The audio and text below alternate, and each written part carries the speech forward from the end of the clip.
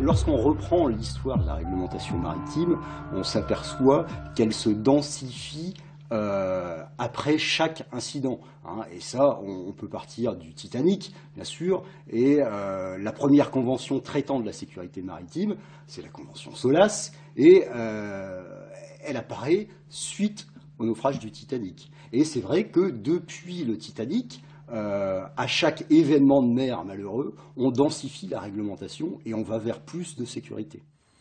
C'est à la suite de grands incendies, comme celui du Scandinavian Star en 1990 et de l'Aquila Lauro en 1994, qu'on décide de rendre obligatoires les systèmes de détection de fumée et d'extinction à bord. Mais pour les collisions, c'est un autre problème. Elles ont parfois lieu au cours de manœuvres en sortant des ports. Parfois, lorsque les bateaux longent des endroits difficiles, comme le Sea Diamond qui heurte un rocher près de l'île de Santorin, en Grèce.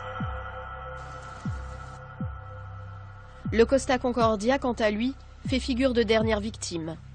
Le bateau s'est échoué, malgré son pont de franc-bord, malgré toutes les innovations technologiques dont il bénéficiait.